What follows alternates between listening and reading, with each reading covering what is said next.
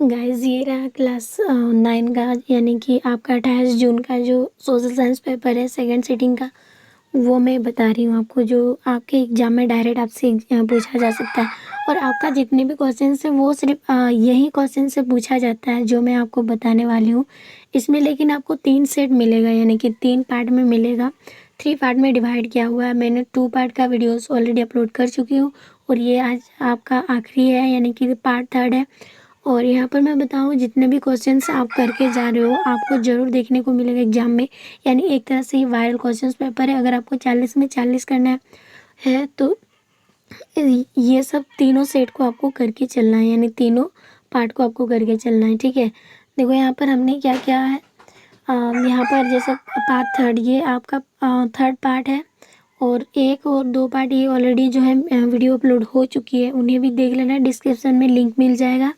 And guys आपको chapter wise भी important question चाहिए तो वो भी अपलोड हो चुकी है, उन्हें भी देख लेना। अगर आप चैनल पर नए हो तो चैनल को सब्सक्राइब करना। अगर पीडीएफ चाहिए तो टेलीग्राम ग्रुप को ज्वाइन कर लेना, वहाँ पर भी आपको इन सभी क्वेश्चंस का, इंपॉर्टेंट क्वेश्चंस का जो है पीडीएफ दिया गया है, वहाँ से भी आप कलेक्ट कर सकते हो। ठीक है, सो चलिए आज हम शुरू करेंगे पार्ट 3, ठीक है इसका। और पार्ट 2 तक ऑलरेडी वीडियो बन चुकी है, तो हम शुरू करेंगे इसका और बिल्कुल बारीकी से करें। तो यहाँ पर जो है अब हमें क्वेश्चन में देखने को मिलेगा तेलुगु प्रश्न उत्तर में से किन्हीं 5 प्रश्नों का उत्तर देने होंगे। इसमें कुल मिलाकर 7 क्वेश्चन रहेगा, लेकिन आपको 5 प्रश्न का ही आंसर देने होंगे जो 10 मार्क्स का रहेगा, प्रत्येक का 2 मार्क्स। सो पहला क्वेश्चन है यहाँ पर, नास्ती पार्टी का संस्थापक कौन था? सो आंसर हो जाएगा एडॉन, यानी ड्रेस क्लॉसर जो है नास्ती पार्टी का संस्थापक था। ओके, नेक्स्ट क्वेश्चन है 2 नंबर, झूम या घुमंतु खेती किससे कहा जाता है? तो आंसर हो जाएगा जब वन के एक भाग को काट फूंक कर साफ करने के पश्चात उसमें अल्पकाल के लिए खेती की जाती है और उसकी उर्वरता समाप्त हो जाने पर उसे छोड़कर आगे बढ़ दी जाती है, मतलब आगे बढ़ लिया जाता है। तो ऐसे अल्पकालीन कृषि को ही झूम या घुमंतु खेती कहा जाता है। और ऐसे कृषि प्राय वन निवासी करते हैं, यानी कि जो जंगल एरिया में रहते हैं ये वही करते हैं, क्योंकि वहाँ पे तो मैदानी एरिया नहीं है जो खेती मतलब कि मिल सके, तो उनको वन में ही खेती करना पड़ता है। लेकिन जितने जगह से उनको खेती करना है उतने जगह वो साफ करके जलाते हैं लकड़ी को। और इसमें जितने दिन तक, यानी कि 2 या 3 साल तक वो खेती करते हैं, उसके बाद उसको छोड़ देते हैं, क्योंकि वहाँ पे अब उर्वरता शक्ति यानी भूमि की ख़त्म हो जाती है, फिर धीरे धीरे वो ट्रांसफ़र होते जाता है। तो ये प्रायः हमें जंगल एरिया में देखने को मिलता है। तो यही है झूम या घुमंतु खेती। नेक्स्ट क्वेश्चन, नंबर क्वेश्चन से इसमें बोला निर्धनता की परिभाषा लिखिए। सो निर्धनता क्या है? सो आंसर हो जाएगा निर्धनता वह स्थिति या स्तर है जहाँ पर व्यक्ति की आय इतनी कम हो जाती है कि वह व्यक्ति अपनी आधारभूत ज़रूरतों को भी पूरा करने में सक्षम नहीं हो पाता। यानी कि हम कह सकते हैं निर्धनता वह स्थिति है जहाँ पर कोई व्यक्ति जो है अपनी आय, यानी कि उनकी इनकम जो इतना कम है कि वह व्यक्ति जो अपनी ज़रूरतों को ज़रूरतें सामानों को खरीदने में असमर्थ होता है, उसको निर्धनता कहते हैं। जैसे वर्तमान समय में निर्धनता के आकलन के लिए उपभोग और व्यय विधि, ये दोनों विधि का उपयोग किया गया है जो सरकारें करती हैं। सो इससे सरकार को पता चलता है कि कहाँ है, कौन से एरिया पर कितने ज़्यादा गरीब लोग पाए जाते हैं और कितना है। ठीक है, सो मतलब निर्धनता का मतलब होता है वह स्थिति जिसमें कोई व्यक्ति जो होता है वो उनकी आय इतनी कम होती है कि अपनी ज़रूरतों को सामान को खरीदने में भी असमर्थ रहता है। लेकिन वर्तमान समय में अगर देखा जाए तो निर्धनता को 2 प्रकार से मतलब कि क्या किया जा सकता है, निकाला जा सकता है। एक तो हो जाएगा उपभोग विधि और एक हो जाएगा व्यय विधि जो सरकार कर रही है। ठीक है, आगे उसके बाद 4 नंबर क्वेश्चन है भूखमरी से आप क्या समझते हैं, यानी भूखमरी क्या है? सो ये सिंपल सी बात है, जब बाढ़ उड़ आ जाता है या कोई चीज़ होती है तो जिसमें हम कुछ सामान खाने के खरीद नहीं सकते, तो हम भूखमरी ही कहते हैं। जैसे कि भूखमरी खाद्य की दृष्टि से मतलब असुरक्षा को इंगित करने वाला एक दूसरा पहलू है जो सुरक्षित नहीं है। ठीक है, भूखमरी गरीबी की एक अभिव्यक्ति मात्रा नहीं है या गरीब लगती है, पर इस तरह खाद्य दृष्टि से सुरक्षित होने से वर्तमान में भूखमरी समाप्त हो जाती है और भविष्य में भूखमरी का खतरा कम हो जाता है। भूखमरी के दीर्घकालीन और मौसमी आयाम भी होते हैं, सो इसको भूखमरी कहते हैं। आगे 5 नंबर क्वेश्चन इसमें हमें बोला भारतीय संविधान के द्वारा नागरिकों को कितने प्रकार के मौलिक अधिकार दिए गए। तो भारतीय संविधान के अंदर महिला मतलब कि नागरिकों को 6 जो है कुल मिला के 6 प्रकार के मौलिक अधिकार दिए गए। ये काफ़ी इंपॉर्टेंट है, आपको याद कर लेना है, ठीक है। तो यहाँ पर 6 मौलिक अधिकार कौन कौन से। पहला है समानता का अधिकार। इसमें किसी भी जाति धर्म लिंग के आधार पर आप भेदभाव नहीं कर सकते, उसको समानता का अधिकार कहते हैं। आगे स्वतंत्र का अधिकार। अब स्वतंत्र निष्पक्ष होकर कहीं भी जा सकते आ सकते हैं, तो इसको बोलते हैं स्वतंत्र का अधिकार। तीसरा है शोषण के खिलाफ अधिकार। अगर छोटे बच्चे या औरतों को आप औरतों पर अपना हुक्म नहीं चला सकते, तो इसको बोलते हैं शोषण के खिलाफ अधिकार। आगे है धार्मिक स्वतंत्रता का अधिकार। आप कोई भी धर्म को अपना सकते हो, ठीक है, इसमें कोई भेदभाव नहीं है, तो धार्मिक का स्वतंत्र। आगे है सांस्कृतिक तथा शिक्षा संबंधित क्या है अधिकार, ये हो जाएगा। और आखिरी है शिक्षित व संस्कृत अधिकार। तो ये 6 प्रकार के मूल फंडामेंटल जो है जो नागरिकों के लिए है, ठीक है। तो आगे यहाँ पर 6 नंबर क्वेश्चन में बोला आदर्श आचार संहिता क्या है। आंसर हो जाएगा चुनाव के समय पार्टियों और उम्मीदवारों द्वारा माने जाने वाले चुनाव आयोग के फायदे यानी कि कायदे कानून और दिशा निर्देश को आचार संहिता कहा जाता है, ठीक है। उसके बाद 7 नंबर क्वेश्चन है, यहाँ पर हमें बोला प्राकृतिक वनस्पति का क्या अर्थ है। आंसर हो जाएगा प्राकृतिक वनस्पति का अर्थ है कि वनस्पति का वह भाग जो कि मनुष्य की सहायता के बिना अपने आप पैदा होता है और लंबे समय तक उस पर मानवीय प्रभाव नहीं पड़ता है। सो यहाँ तक हमने 7 क्वेश्चन का आंसर करे हैं, लेकिन आपको एग्जाम ये सारा याद तो करना पड़ेगा, लेकिन आपको एग्जाम में ओनली 5 का आंसर देने होंगे, ठीक है। अब सेक्शन बी पर ये रहा ग्रुप बी का यानी कि सेक्शन बी का, और इसमें हमें किन्हीं 5 प्रश्नों का उत्तर देने होंगे यहाँ पर, और प्रत्येक के लिए 3 मार्क्स का रहता है। सो थोड़ा ध्यान देंगे क्वेश्चंस पर, ठीक है। सो यहाँ पर देखो कि 8 नंबर इसमें बोला है जर्मनी में नाजीवाद के उदय से क्या कारण थे। सो आंसर हो जाएगा उसके उदय के क्या कारण हो सकते हैं। तो आंसर हो जाएगा जर्मनी में नाजीवाद के उदय के कारण। पहला तो है वात्सल्य के अपमानजनक संधि, इस वजह से भी उन्होंने जिनको अपमान करके उनको हस्ताक्षर कराए गए थे, ये तो अपमानजनक संधि थे, इसकी वजह से भी उन्होंने अपने नाजीवाद का उदय कराया था। तो जहाँ पर हम कह सकते हैं जर्मनी के कई उपनिवेशों जहाजी बेड़ों सैन्य दलों को इस संधि के अधीन लगभग समाप्त कर दिया गया। इस संधि के प्रावधान कठोर एवं अपमानजनक थे, अतः लोगों ने नाजीवाद में अपने भावों का अभिव्यक्ति पाई। सो ये हो जाएगा, ये हो गया पहला आपका। दूसरा 1929 का आर्थिक संकट, यानी कि हम कह सकते हैं 1929 ईस्वी में यूरोप आर्थिक संकट के चपेट में आ गया था, और जर्मनी भी इससे अछूत नहीं रह पाया। यहाँ असंख्य सैनिक व श्रमिक बेकार हो गए, भूखमरी की नौबत आ गई। जर्मनी गणतंत्र यानी जर्मन गणतंत्र व वहाँ की सरकार इन समस्याओं को हल करने में असमर्थ रही, यानी कि ये समर्थ नहीं कर पाए। अतः मध्य श्रेणी और छोटी श्रेणी के लोग, व्यापारी, कारीगर, श्रमिक, किसान आदि सभी नाजीवाद के प्रति जो है मतलब कि आकृष्ट होते चले गए। और तीसरा है यहूदी जाति के लिए घृणा। आंसर हो जाए हिटलर ने जर्मनी से यहूदी लोगों का बिल्कुल निष्कासन करने के पक्ष में था, क्योंकि वे ही जर्मन के आर्थिक कष्टों का कारण समझे जाते थे, और संपूर्ण जर्मनी लोग की भावनाएं हिटलर को अपने अभियान में सफल प्राप्त करने में सहायक सिद्ध हुई। और चौथा है एकता का अभाव, यानी कि समाजवादी और साम्यवादी दल के नेताओं में एकता का अभाव ने भी नाजीवाद को प्रोत्साहन दिया। उसके बाद आपका 9 नंबर क्वेश्चन क्या पूछा सकता है, बस्तर के लोगों ने अंग्रेजों के विरोध क्यों किया, यानी अंग्रेजों का विरोध क्यों किया। आंसर हो जाएगा जब अंग्रेजों ने वनों को आरक्षित क्षेत्र घोषित कर दिया गया। यानी बस्तर के लोगों की सबसे बड़ी प्रॉब्लम है वे वनों से संबंध मतलब कि वनों से अपने जीवन को एक तरह से क्या करते थे, उन पर निर्भर थे, क्योंकि वो वनों से कुछ चीज़ों को लाते थे, खरीद कर अपने लिए आजीविका चलाते थे, या दूसरी हम कह सकते हैं वहाँ पे वो खेती करते थे। लेकिन अंग्रेजों ने जब उस वन को आरक्षित घोषित कर दिया, आरक्षित मतलब वहाँ पे कोई किसी का आना जाना नहीं रहेगा, सो आरक्षित घोषित कर दिया, तो बस्तर के वन निवासियों के लिए जीना जो है वो हराम हो गया। अब वे वनों से लकड़ी नहीं काट सकते थे, वे उनके अन्य उत्पादों से भी वंचित हो गए जिन्हें बेचकर अपना निर्वाह कर लेते थे। तो आपको ऐसे लिखना है। दूसरी, वे वन्य भागों में घुमांतु खेती यानी कि जो जंगलों को साफ करके खेती की जाती थी, अब वो भी नहीं कर सकते हैं।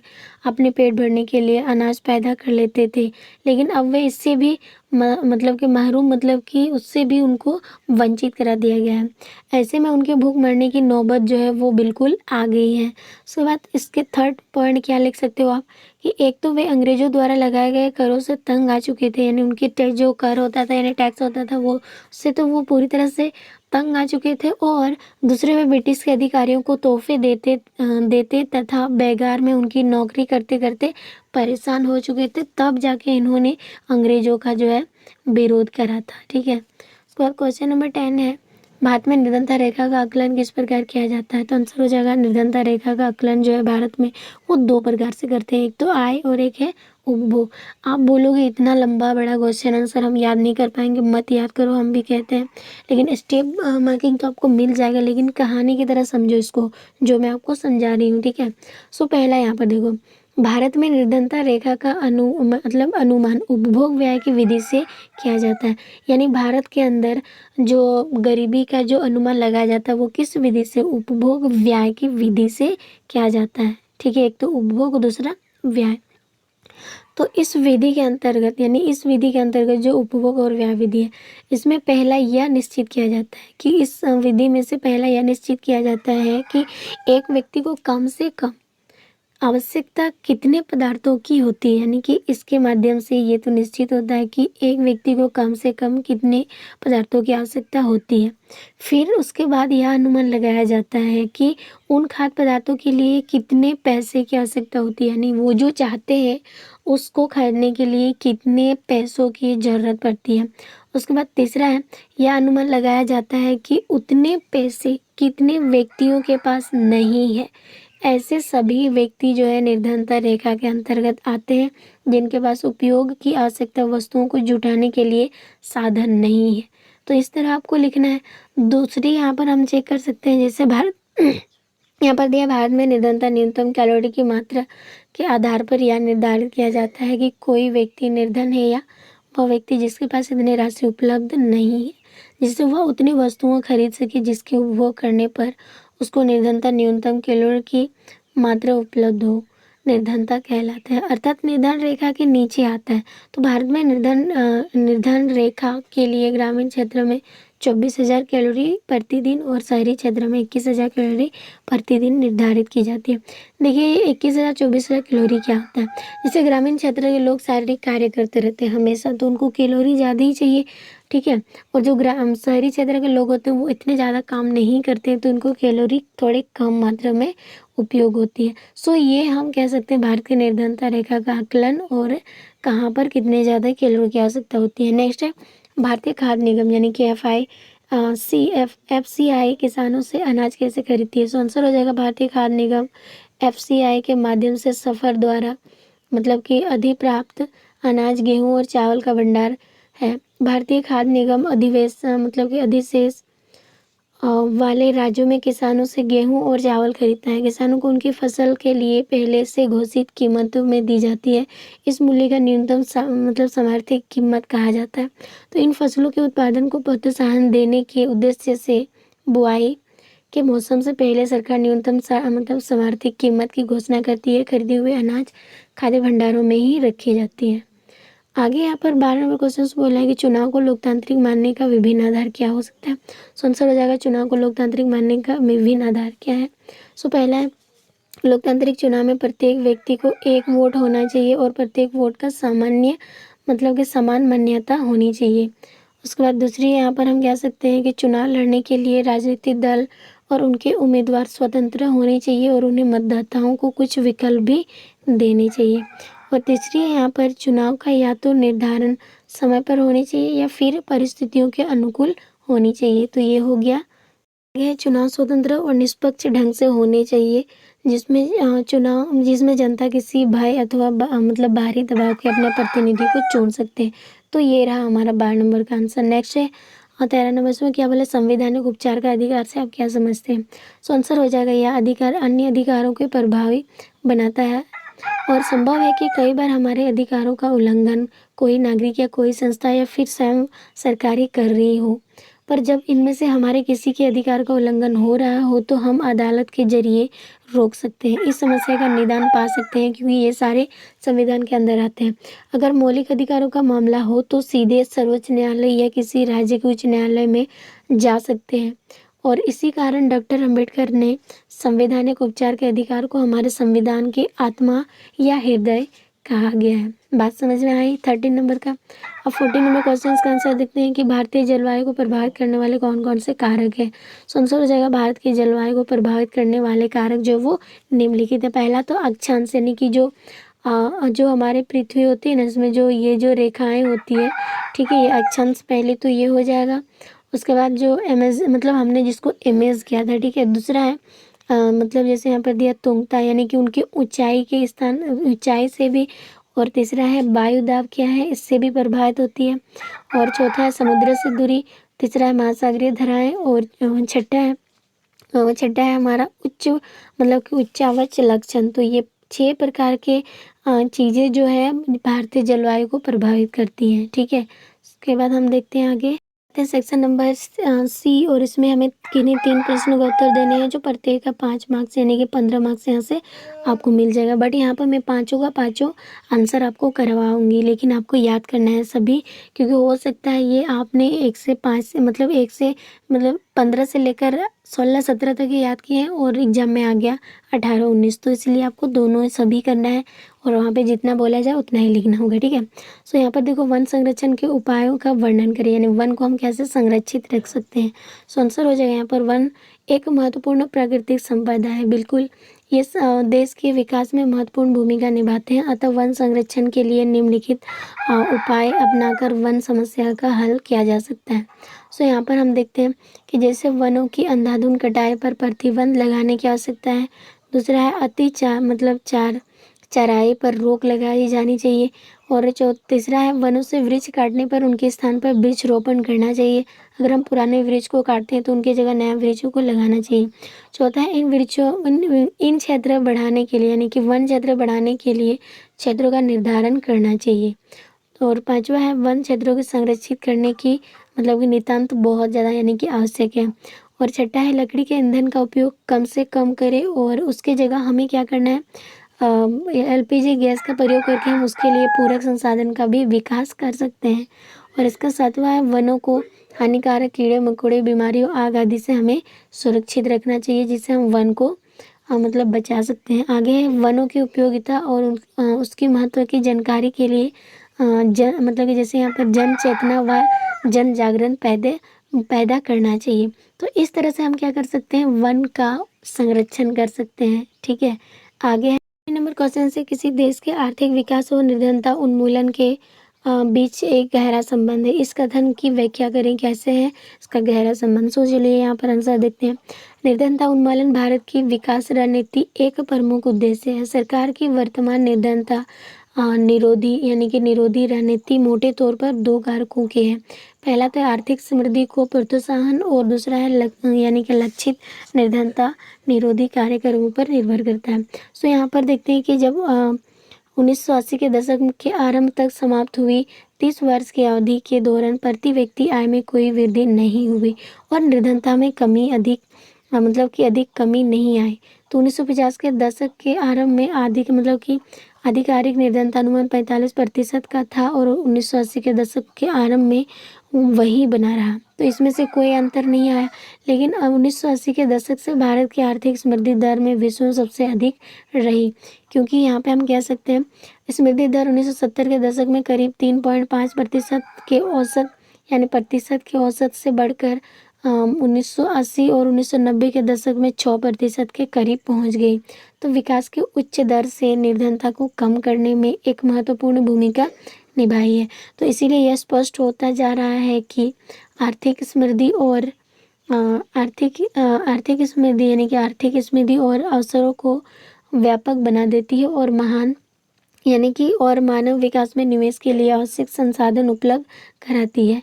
यह शिक्षा में निवेश अधिक आर्थिक प्रतिफल पाने की आशा में लोगों को अपने बच्चों को या लड़कियों सहित स्कूल भेजने के लिए प्रोत्साहित करती हैं। यानी कि आजकल लड़कियों को स्कूल भेजा जा रहा है क्योंकि अब उनकी आर्थिक स्थिति अब धीरे धीरे सुधर रही है।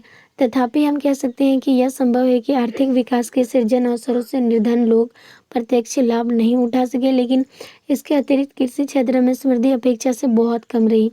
निर्धनता पर इसका प्रत्यक्ष प्रभाव बड़ा क्यों है? क्योंकि निर्धन लोगों का एक बड़ा भाग गांव में ही रहता है और कृषि पर आश्रित होता है। 70 नंबर क्वेश्चन क्या है यहाँ पर बोला, भारत की चुनाव प्रणाली के विभिन्न घटकों का वर्णन करें। यहाँ पर देखो, पहला है चुनाव की घोषणा करना। सबसे पहली बात जो है जिसमें चुनाव की घोषणा करना होता है, तो चुनाव की प्रक्रिया चुनाव की घोषणा और उसके लिए तिथियां निर्धारित करने से शुरू हो जाती है, और चुनाव और उसकी तिथियां की घोषणा निर्वाचन आयोग द्वारा ही की जाती है सारी चीज़ें। दूसरी है प्रत्याशियों का चयन। तो यहाँ पर हम कह सकते हैं चुनाव में सफल का ध्यान रखकर, यानी कि सफलता का ध्यान रखकर विभिन्न राजनीतिक दल अपने अपने प्रत्याशियों का चयन करते हैं, और राजनीतिक दलों द्वारा खड़े किए गए प्रत्याशियों के चुनाव जाने के अवसर अधिक होते हैं, इसीलिए प्रत्याशी स्वतंत्र होने मतलब खड़े होने का प्रयत्न नहीं करते हैं। तीसरा है नामांकन पत्र भरना या उनकी जांच या प्रत्याशी द्वारा नाम वापस लेना तथा मतदान पत्रों का छापना। तो इसका क्या है कि निर्वाचन तिथि तक विभिन्न प्रत्याशी अपना नामांकन पत्र भरते हैं, तब निर्वाचन आयोग द्वारा उनकी जांच होती है, फिर प्रत्याशियों को अपना नाम वापस लेने का समय दिया जाता है, और तब जाकर निर्वाचन आयोग द्वारा मतदान पत्र जो है छापे जाते हैं। उसके बाद है इसका चौथा कि चुनाव चिन्ह का बांटना, यानी चुनाव चिन्ह को बांटते हैं जिसमें हम लोग वोटिंग करते हैं। ठीक है, कि प्रमुख राजनीतिक दलों के अतिरिक्त चुनाव में खड़े होने वाले छोटे मोटे दलों एवं स्वतंत्र मतलब खड़े होने वाले प्रत्याशियों को चुनाव चिन्ह बांटे जाते हैं, ताकि उन्हें पहचानने में वोटरों की सुविधा रहे। ठीक है, जो हम लोग वोट देते हैं तो उसको पहचानने में हमें सहायता करती है। ठीक है, आगे राजनीतिक दलों द्वारा घोषणा पत्रों का जारी करना सुनसुन हो जाएगा। तब विभिन्न प्रमुख राजनीतिक दल अपना अपना घोषणा पत्र जारी करते हैं, ताकि वोटर उनकी नीतियों को समझ सके और उचित मूल्यांकन के पश्चात अपना वोट दे सके। ठीक है, उसके बाद है छठा, उसमें बोला मतदान मतों की गणना तथा परिणामों की घोषणा करता है।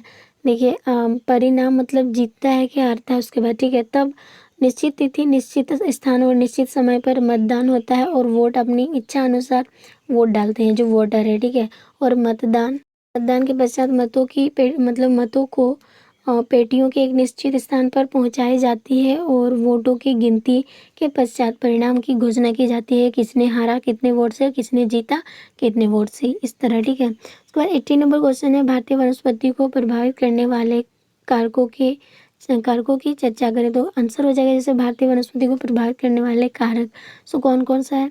पहला है तापमान, यानी तापमान की गिरावट वनस्पति के प्रकार व विकास पर प्रभाव डालती है। इससे उष्णकटिबंधीय यानी उपोष्णकटिबंधीय तथा अल्पाइन में परिवर्तन कर देती है। तापमान की कमी का प्रभाव हिमालय के ढलों और 1915 मीटर से भी अधिक ऊंची पहाड़ियों पर सबसे ज़्यादा गहरा प्रभाव पड़ता है।